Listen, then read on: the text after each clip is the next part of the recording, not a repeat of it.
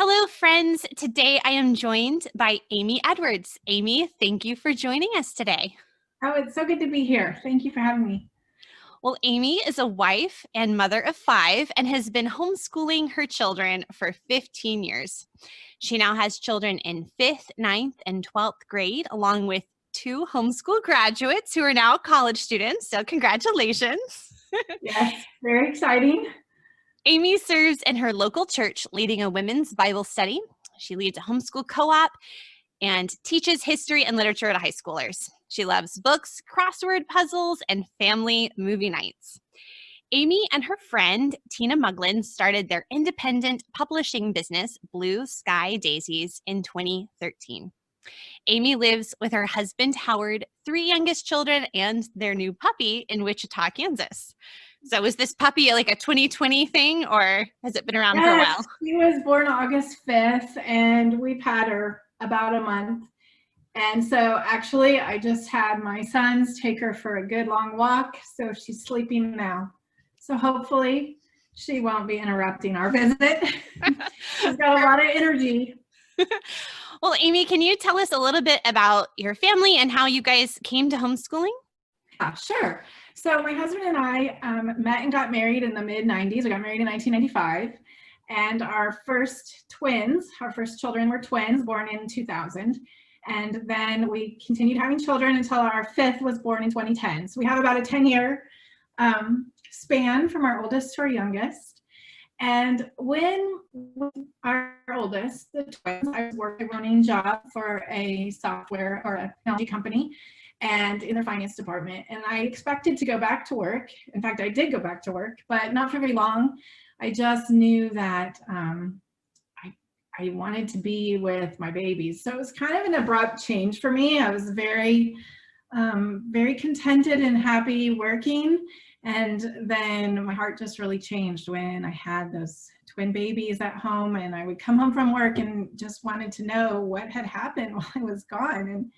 And so, at any rate, I was able to then stay home from work and just be a full-time mom. And I just started reading and reading and reading. I had a liberal arts college education at Wheaton College, but my major was in business and economics.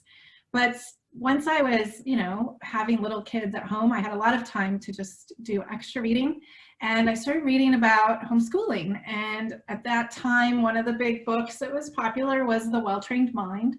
And I read that, and it really inspired me. I started reading more. And I went to the homeschool convention that was in our town way back then. My girls at that point, our oldest, were probably 3 or 4. And, I was I know you probably have some moms of preschoolers who are listening going, I can't wait. And that's who I was. I was excited. And I went to a Tapestry of Grace booth. And I was so inspired by their curriculum. And actually, I've been using Tapestry of Grace since that time. I got it so I could just read it and learn and get to know it before my daughters were even kindergarten. But we did it their kindergarten year because I was very eager. Now I would say if you have a kindergartner, don't sweat it, but I wanted to. So we did it their kindergarten year. And I've just been using Tapestry of Grace kind of as a main spine ever since. I've done a lot of adapting, and we co-op together with some other families, and we do Tapestry for just the main spine of our co-op.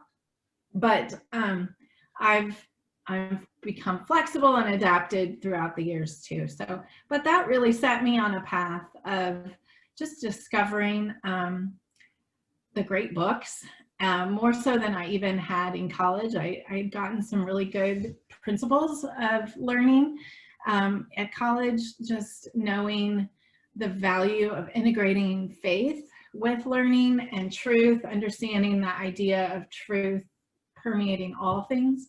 And I really am thankful for that foundation I had that I took with me into this desire to have an integration in my kids' education, and not to have, not for them not to feel that there's this truth over here they get at school and a different truth at home. So that's how we ended up really on the path of homeschooling. So does that answer your question? Yeah, and I have a couple friends who use Tapestry of Grace. For anyone who's not familiar, could you kind of give a summary of, Yeah, I'd be what that glad to. means? Yeah.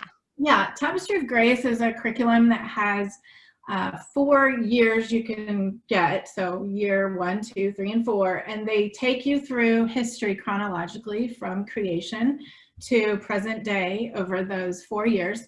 And along with the studies, as you move through history, you read appropriate literature and Bible or church history and philosophy. So once you get into the older grades, there's a really great philosophy component of Tapestry of Grace that has taught me a lot, and I really enjoy teaching that to high schoolers. So, but one reason I was drawn to Tapestry from the very beginning was that you can have all your children at different ages in the same topic or era of history, and that was a lifesaver for me. And really, just flowed right into the idea of morning time, which that's a whole nother story of how I stumbled upon Cindy Rollins early in my homeschooling and her blog, and then kind of got to know her through a email loop I was in, or I am in. Back then it was on Yahoo, and it was a group of women who we were called Class Ed, and maybe you've heard of it through the legend and lore. But anyway, that was a big influence to me. Really wonderful women on there who helped me understand what it really means to pursue an education with living books and with truth, I guess. But I got off topic. Tapestry of Grace. So, what I wanted to say was, one thing that I've loved about doing that, having all my kids in the same era, is that I kept on reading picture books to my kids when they were well past picture book age. And a lot of people, maybe not a lot, but I know some people are reluctant to do that. They think, oh, they're past picture books. But I found out that my older kids always did better with their work because they also had these picture books I was reading to the younger ones. Yeah, in our family, we often say you're never too old for a picture book. And that's a favorite part of our read aloud time. In our own morning time routine right now, we're reading the Dulair's Greek Myths, together. And my 15-year-old, he has heard that book a million times or read it on his own, but it's still just a delightful thing to be able to share and read together. Something's really beautiful. It's worth reading as an adult, not just a child. Amy, can you tell me about your publishing company, Blue Sky Daisies? So why did you and your friend Tina start it, and then how has it grown over the years? Well, Tina Mugglin and I were good friends. We met when our oldest children were in first grade, and really kind of became friends. And then over the years, we started co-oping together with some other moms as well. And we were interested in the Mother Tongue 2, which we had heard Cindy Rollins talk about. And the Mother Tongue 2 is an old grammar book that you could get on a PDF online that was a scan of the 1908 book, that looks like the one-room schoolhouse kind of textbook. And Tina said to me, I just can't deal with that format. I just can't deal with that format. And we said, you know what, we should reformat this so people can actually use it. So we said, that'd be fun. Let's do it. So we did. We didn't. It's funny that we just plunged right in, I guess. And so we did. We made it into a new format. We called it the Mother Tongue Adapted for Modern Students, and we made workbook pages too, because we thought it's full of all these great exercises. If you've ever seen the original Mother Tongue 2 or any old book like from the 1900 one-room schoolhouse type book, they have these oral exercises or written exercises, but they're tiny and hard, hard to assign to kids today. And so we made it into a consumable workbook. And then this was the most daunting thing of all, but we said, there needs to be an answer key. So it's just kind of funny how we set about making an answer key is a little intimidating. But we had a good time. I remember one day we were pushing to get it finished and to check it and hopefully make sure we had checked everything well. And we gathered together at my church's conference room, and we brought our oldest kids. They were in high school at the time, and we just churned through all this grammar to try to find, make sure that we didn't have any mistakes in our key. But anyway, that got us started. We formed a partnership. We called it Blue Sky Daisies. We bought ISBN numbers. We researched. We learned about publishing, and we plunged right in. Wow. We'll so talk about that was the beginning, and then we just started adding more titles. I was going to say, just talk about being a lifelong learner. Yeah. Being a lifelong learner, you guys were definitely modeling that for your own children. We don't know how to do this. We're just going to jump in and go for it. Yes, definitely. That's what we did. And now we have, I didn't even count, over a dozen titles, I think, that we have published. So we have Elementary Geography by Charlotte Mason, and we just this fall released an audiobook of that. So that was exciting. We now have an audiobook that you can get on Audible or iTunes. Really anywhere that you're looking for an audiobook, you can find Elementary Geography, published by Blue Sky Daisies. So check it out. Yeah. That is really, really exciting. Well, I just think about, as a homeschool mom, in this homeschool world, especially now as a second generation homeschooler, every year there's just more and more books and resources that come out, and it can feel a little overwhelming sometimes. So, from your perspective, as we're not just faced with good books and bad books, we're really just faced with a lot of good options. So how do we choose the best books among the many options we have available to us? Well, maybe not stress about finding the best, because that would be really scary. But yeah, I think, find a mentor, someone that you admire and you want to imitate. Really, there's nothing wrong with that, for getting you a good start. But then also, I would say every family is different. So relax into who you are as a family and what your family giftings are and resources, and be willing to be flexible with that. So I think that for us, Tapestry of Grace was a really great fit, but it's not a perfect fit for everyone. And what's good is we have such a buffet of resources that people can find what connects with them, what fits with them, and still be using really high quality resources. But yes, I would say find a mentor, someone who's just ahead of you in the game, 5 years or more, and can give you some ideas, some pointers. There are lots of lists online. Obviously, we know it's Ambleside online. We've used that a lot. Just so many. So yeah. Well, Amy, is there a book on your sort of dream list that you would love to republish with Blue Sky Daisies? Well, it's been so exciting to work with Cindy Rollins for Hallelujah. That itself is kind of a dream that we get to help her get that book out, and it's pretty exciting. And we're actually visiting with her about her handbook for morning time. So looking forward to that project coming together. So yeah, there are some things in the works. We also have copybooks. 2 of them are already out, but we have more in that series that we want to do. We have a George Washington's Rules for Civility copybook, and we have Shakespeare's comedies, but we also have tragedies coming, and one on hymns we're working on. So some things are in the works, and it's exciting. That is exciting. I'll have to definitely keep an eye out on what you guys come up with next. Well, you mentioned Cindy Rollins, and I was so excited to buy my new copy. See that in the studio? My new copy of yes, Cindy's Alleluia, newly revised and updated. Hallelujah. We love this book so much. I have used it in our family's Advent the past couple years. I love Handel's Messiah. Have always loved it. In fact, The Trumpet Shall Sound was our recessional in my wedding. We came out to that. And oh, that's awesome. Yes. So I just love this book, and I'm so glad that it's available for families for Advent this year.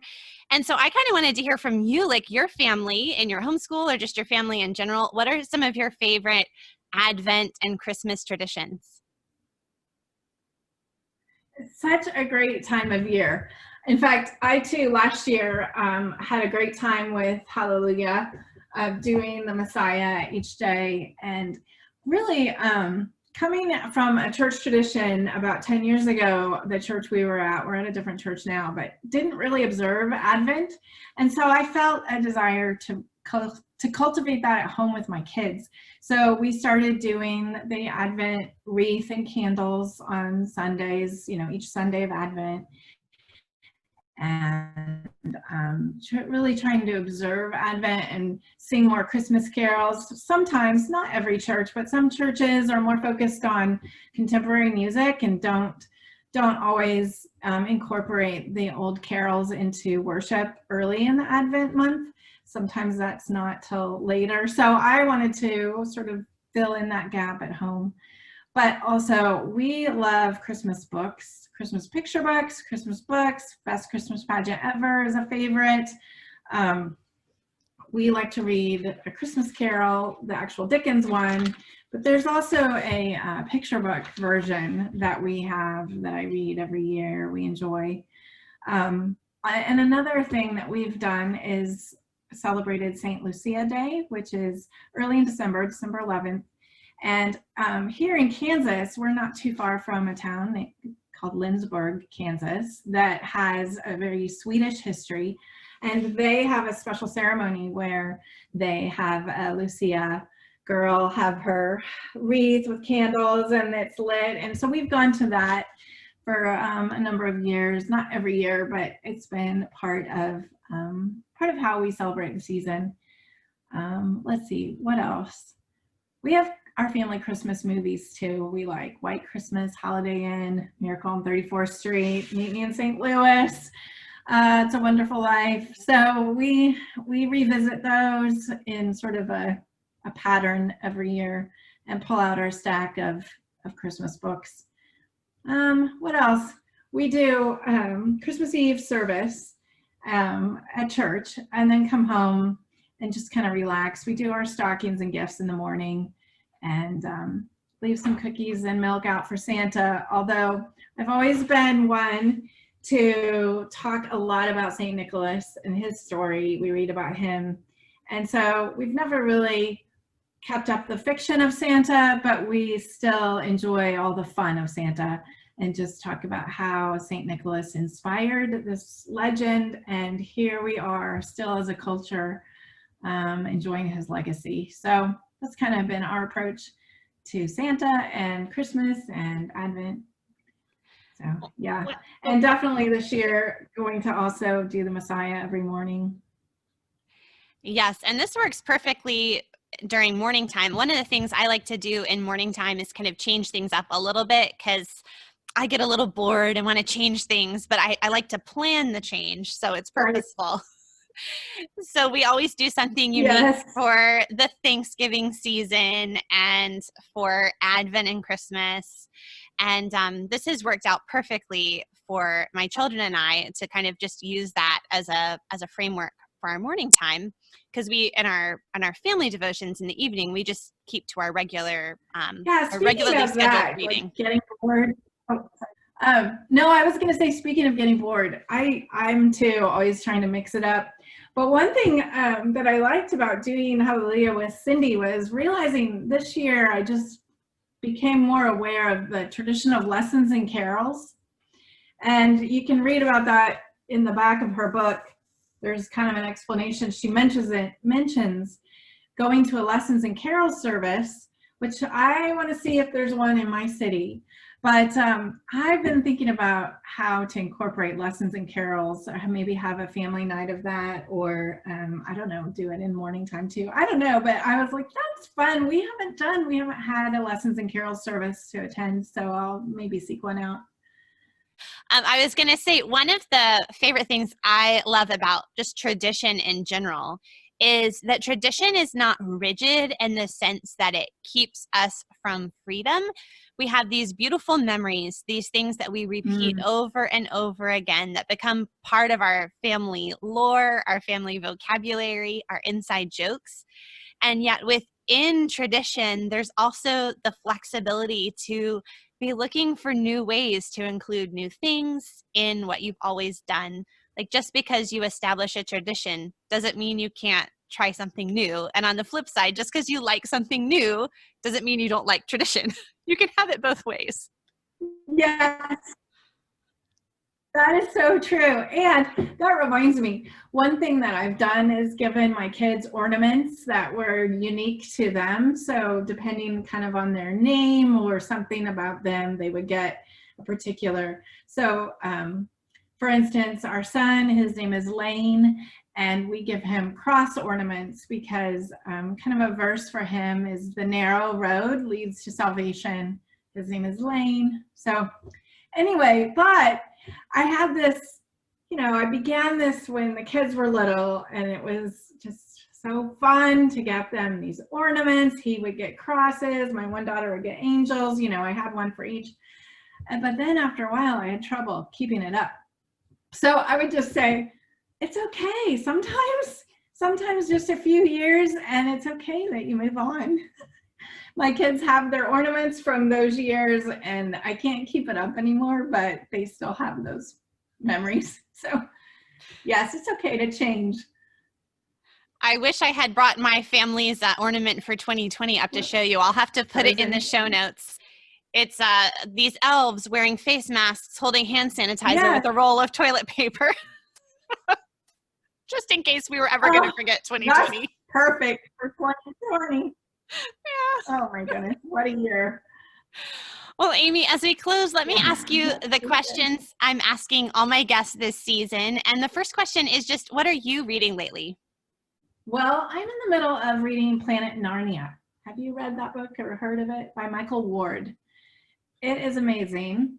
I'm about a fourth of the way through, but Planet Narnia is Michael Ward's idea that Lewis, when he wrote the Chronicles of Narnia, had in mind the medieval cosmos. And if you know about Lewis's book, A Discarded Image, you know a little bit about medieval cosmology.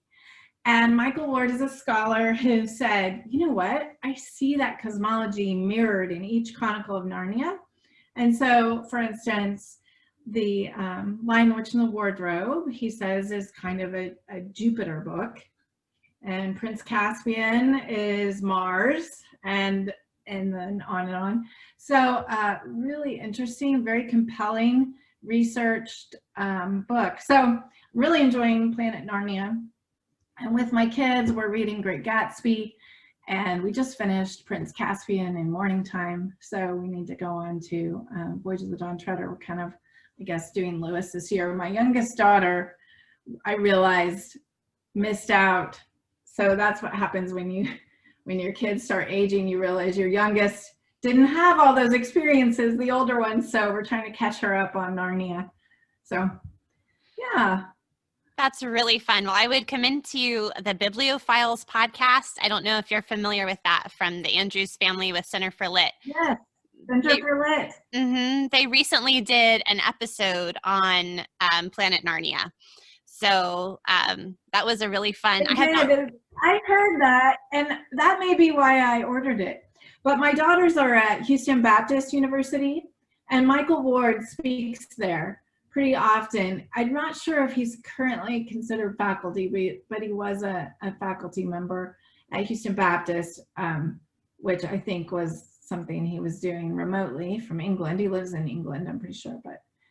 But yeah, Louis Marcos, have you ever heard of him? Anyway, Louis Marcos is a professor at Houston Baptist, and that's how we found out about HBU's Honors College, where my daughters go. He was up in Wichita speaking at an 8th Day Books conference, or an 8th Day Institute conference on the Inklings. And that's how we learned about the Honors College at HBU. But at any rate, yeah, love Planet Narnia and Bibliophiles. I think that was what pushed me into ordering it and reading it. That's one of my favorite podcasts for sure. Well, my next question for you is just, I know there are many new homeschool families this year. And if you were talking to a new homeschool mom, what advice would you give her? So you sent me this question. Actually, I've been listening to you ask others, and I'm finally at a point in my life where I feel I am qualified to give some hard-won wisdom. So I do. I want to encourage young moms that it's really good to have ideals, but those ideals, life is going to disappoint you, and your ideals are going to not always be realized. And when that happens, I've seen that people tend to go one of two ways. So when your ideals just aren't realized, you can either become disillusioned and cynical, or lean into grace and love and wisdom. Just become wise and trust Jesus. So I would say, keep your ideals. Put down strong anchors into a true educational philosophy that's built on truth. But when life disappoints, don't become hard and cynical and disillusioned. Just trust Jesus, and he will help you through those times. And he's always good. And it's okay, I think, when things don't turn out like you picture, that's okay too. It's just a beautiful plan that God has that you didn't imagine yet. So have the ideals, but don't become cynical when they aren't realized like you wished. So that's my thought. That is beautiful. Thank you so much for sharing that. I think whether we are new homeschoolers or have been around for a while, that is a truth we need to be constantly reminded of. Well, Amy, where can people find you all around the internet? Well, we are on blueskydaisies.net, and we have a Facebook page and an Instagram. So look for us there, Blue Sky Daisies. It's our publishing company. So yeah, we'd love to see you. Engage with us, drop a comment, send us a note, if you have a book idea that you want to see published, hit up our contact page. So, all right, and I will have all of those links over in the show notes for this episode at humilityanddoxology.com. Thank you so much, Amy.